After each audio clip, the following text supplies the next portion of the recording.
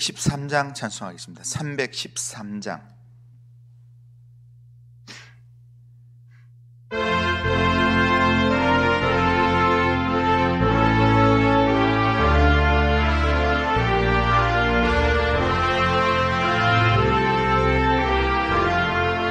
내 임금 예수 내 주여, 이 죄인이 주님 앞에 한없는 은혜 받고서 내 생명 모두 드리오니, 그 풍성하신 은총을 주 내게 내려주소서. 내 임금 예수 내 주여, 내 허물은 덮으시고 주 십자가에 흘리신 그 피를 믿는 나를 보사 내 중한 죄를 사하여 참 평안함만 주소서. 내 임금 예수 내 주여, 주 은혜에 감격하여 한없는 감사 찬송을 내 주님 앞에 드리오며, 내 마음과 정성 다하여 늘 기뻐하며 살리라. 내 임금 예수 내 주여, 이 마음과 이 천한 몸 그 보배 피로 값주고 주 친히 사신 것이오니, 나 이제 사나 죽으나 주 뜻만 따라 살리라. 신앙 고백합니다.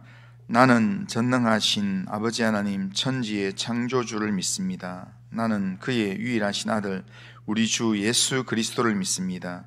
그는 성령으로 잉태되어 동정녀 마리아에게서 나시고 본디오 빌라도에게 고난을 받아 십자가에 못 박혀 죽으시고 장사된 지 사흘 만에 죽은 자 가운데서 다시 살아나셨으며 하늘에 오르시어 전능하신 아버지 하나님 우편에 앉아 계시다가 거기로부터 살아있는 자와 죽은 자를 심판하러 오십니다.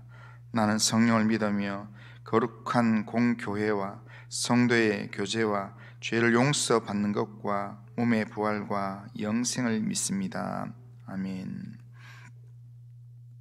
하나님 말씀은 누가복음 19장 28절부터 40절입니다. 28절부터 40절. 누가복음 19장 28절부터 40절 한 절씩 교독하겠습니다. 예수께서 이 말씀을 하시고 예루살렘을 향하여 앞서서 가시더라. 감람원이라 불리는 산 쪽에 있는 베바게와 베다니에 가까이 가셨을 때에 제자 중 둘을 보내시며 이르시되 너희는 맞은편 마을로 가라. 그리로 들어가면 아직 아무도 타보지 않은 나귀 새끼가 매어 있는 것을 보리니 풀어 끌고 오라. 만일 누가 너희에게 어찌하여 푸느냐 묻거든 말하기를 주가 쓰시겠다 하라 하시매, 보내심을 받은 자들이 가서 그 말씀하신 대로 만난지라. 나귀 새끼를 풀 때에 그 임자들이 이르되 어찌하여 나귀 새끼를 푸느냐.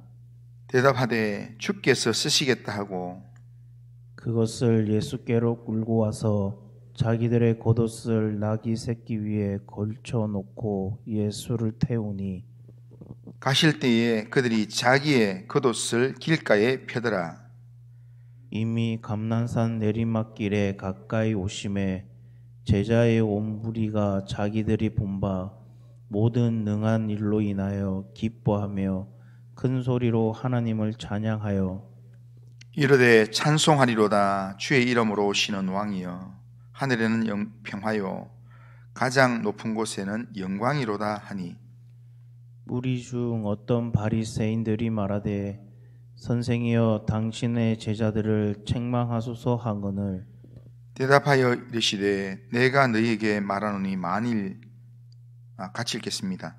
대답하여 이르시되 내가 너희에게 말하노니 만일 이 사람들이 침묵하면 돌들이 소리를 지르리라 하시니라. 아멘.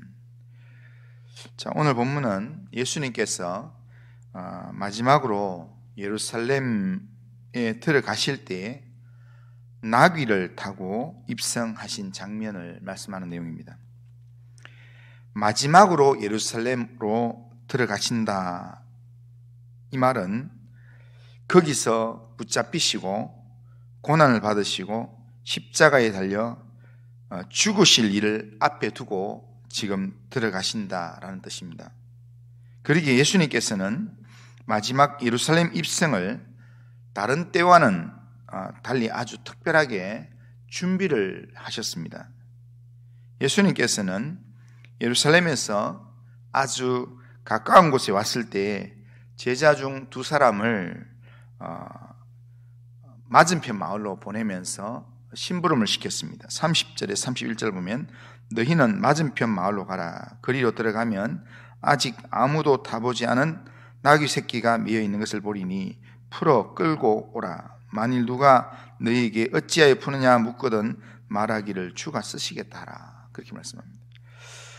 두 제자는 가서 예수님께서 말씀하시는 대로 그대로 했고 모든 일은 예수님께서 말씀하신 대로 이루어졌습니다. 이렇게 해서 예수님께서 새끼 나귀를 타고 예루살렘으로 들어가셨습니다. 이것은 이미 수백 년 전에 스가랴 선지자를 통해서 예언하신 예언의 말씀, 그 말씀의 성취 내용이었습니다.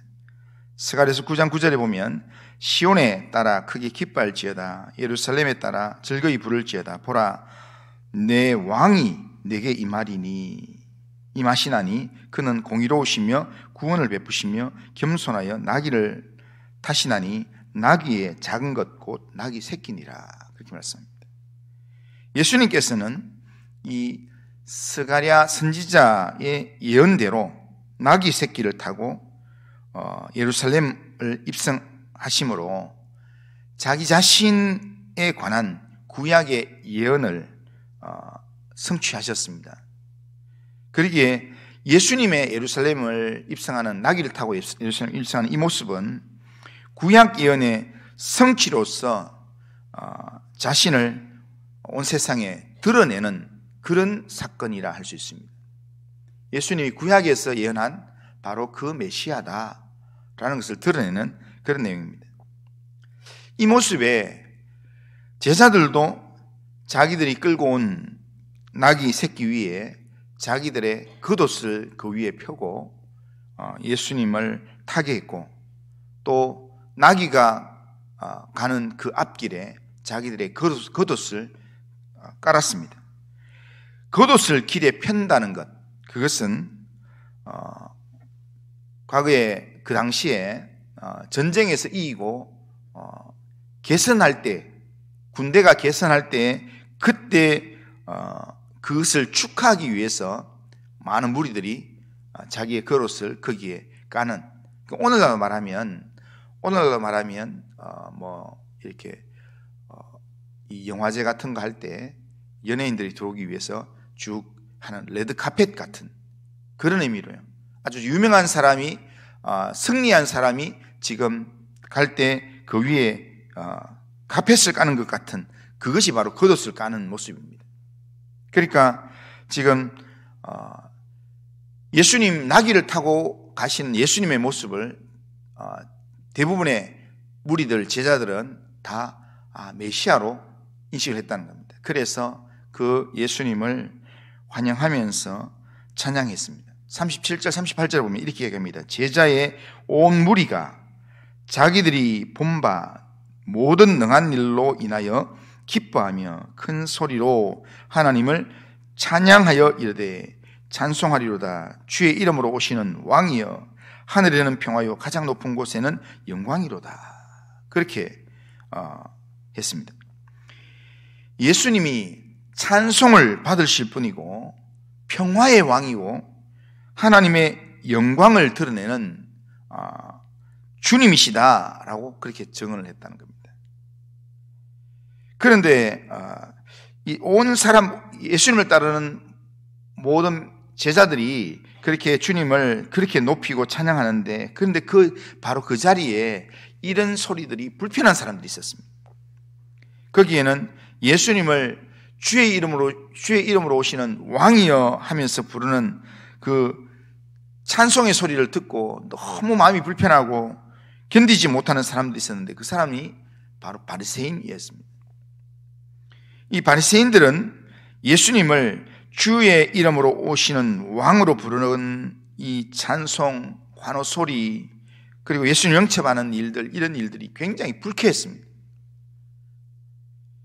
왜냐하면 이들은 예수님을 그냥 좀 특별한 선생 정도로만 생각했지, 그냥 다르게 생각하지 않았는데, 예수님을 사람들이 이렇게 주의 이름으로 오시는 왕으로 이렇게 부르는 것, 이거는 신성모독이다.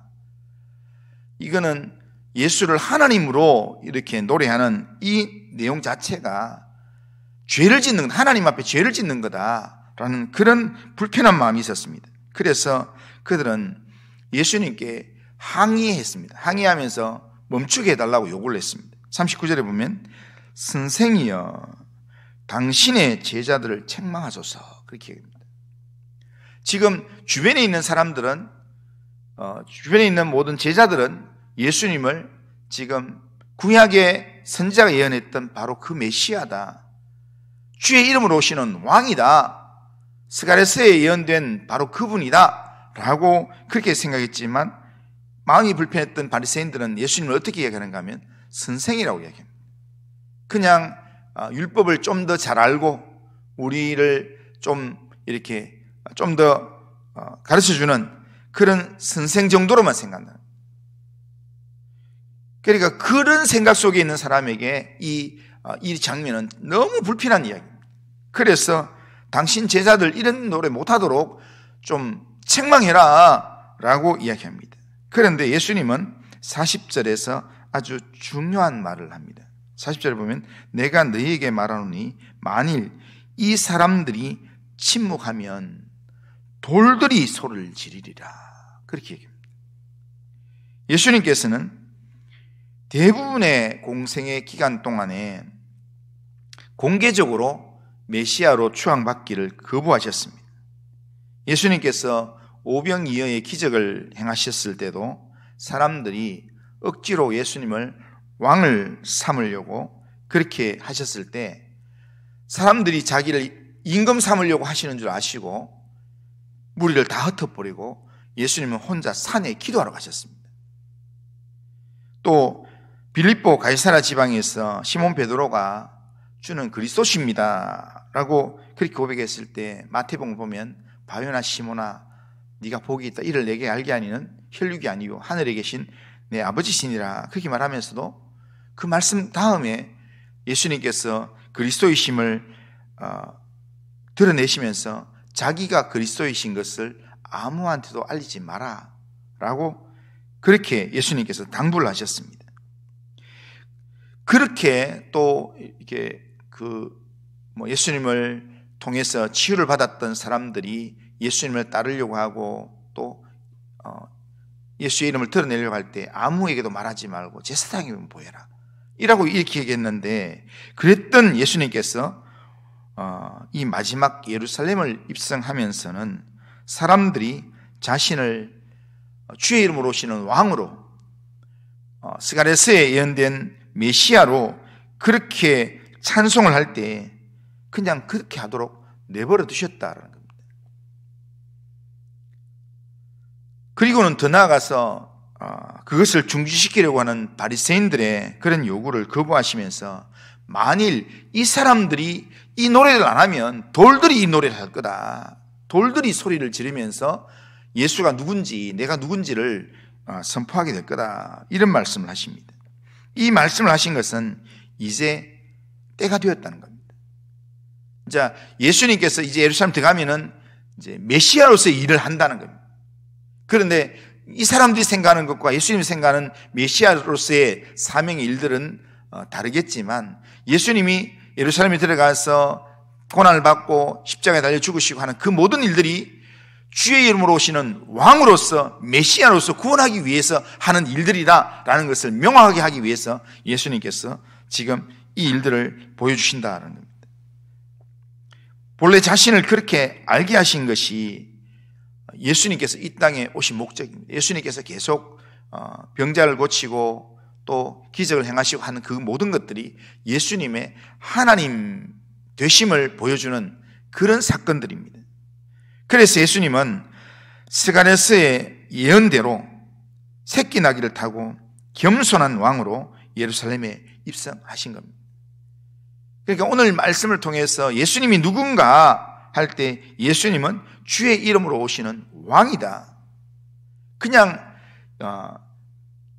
객관적으로 일반화된 그냥 왕이 아니라 바로 나의 주인으로 나를 다스리는 분으로 오시는 나의 왕이다라는 의미입니다. 그런 의미에서 우리는 예수님을 나의 왕으로 오신 분으로 우리는 인식을 하고 주님을 찬양하고 주의 이름을 드러내야 합니다.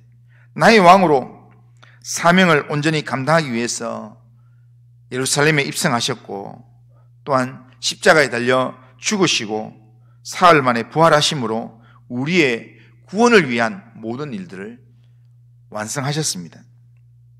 우리는 이 예수님 때문에, 이 예수님을 믿음으로 우리가 죄사함을 받았고 구원을 받아서 하나님의 자녀가 되었습니다. 이 예수님 때문에 그렇게 되었습니다. 우리의 왕으로 오신 예수님의 사역 때문에 우리가 하나님의 자녀가 되었다는 겁니다. 그렇기 때문에 왕이신 예수님을 통하여서 구원을 받은 자라면 우리는 우리의 입술을 향하여서 주님을 나의 왕으로 우리가 고백하고 또한 찬양하고, 주님을 나의 왕으로 고백한다는 의미 자체가 주님의 다스림을 받는다는 겁니다. 주님이 나의 왕이요 나는 주의 백성이기에 주님 말씀하시는 대로 내가 삽니다. 그렇게 삶을 살아가야 된다는 겁니다. 주의 다스림을 받는 그런 믿음의 삶을 살아야 된다는 겁니다.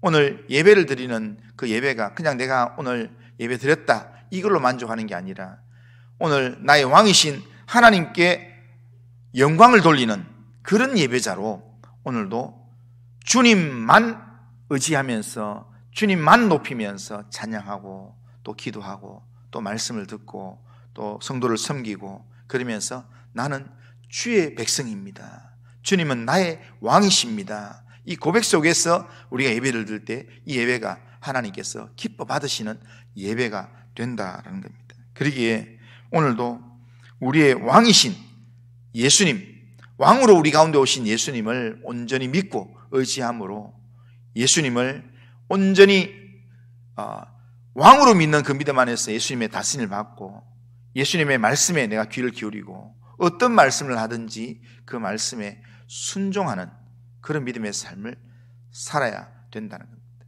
오늘 이 시대에 오늘 우리 그리스도인들을 보면서 참 안타까운 모습 중에 하나가 뭐냐면, 우리의 인생의 최고의 주인은 누구냐면 왕이신 주님이십니다.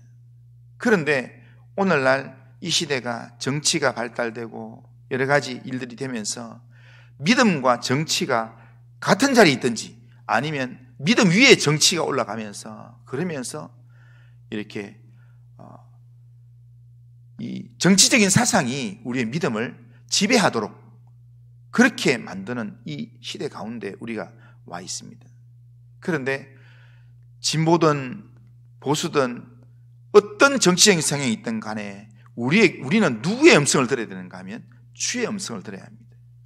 주님이 우리에게 말씀하시는 대로, 주님께서 우리의 삶을 인도하시는 대로, 주님께서 나에게 요구하시는 대로 주님 앞에 우리가 귀를 기울이고, 주님께서 내게 가라 하시면 가고 주님이 서라 하시면 설 수 있는 그런 믿음의 삶을 살아가면서 나의 주인은 주님이십니다, 나는 주의 말씀에 순종하는 삶을 삽니다 라는 그 믿음으로 우리가 살아갈 때 우리의 삶을 통해서 주님이 영광을 받으시고 또한 오늘도 예배를 받으시는 그런 주님이 될 줄로 믿습니다.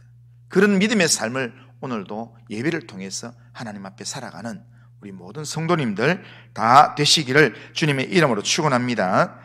거룩하신 하나님 아버지, 감사합니다. 오늘도 우리의 삶을 하나님께 맡기며 하나님 주님께로 가까이 나아갑니다. 우리의 왕으로 오신 예수님을 믿음으로 고백하며 주님의 다스림을 받으며 주님을 의지하는 믿음으로 오늘도 이 하루 살아갈 수 있도록 인도하여 주옵소서.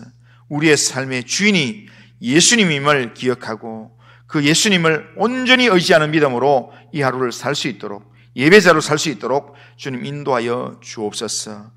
오늘도 우리의 삶을 주님께 의탁합니다. 오늘 주일 예배 가운데 주님 함께하여 주옵소서. 예수님의 이름으로 기도드리옵나이다. 아멘. 하늘에 계신 우리 아버지여, 이름이 거룩히 여김을 받으시오며 나라가 임하시오며 뜻이 하늘에서 이루어진 것 같이 땅에서도 이루어지이다. 오늘 우리에게 일용할 양식을 주시옵고 우리가 우리에게 죄 지은 자를 사해 준 것 같이 우리 죄를 사해 주시옵고 우리를 시험에 들게 하지 마시옵고 다만 악에서 구하시옵소서. 대개 나라와 권세와 영광이 아버지께 영원히 있사옵나이다. 아멘. 자, 이 시간 우리 같이 한번 기도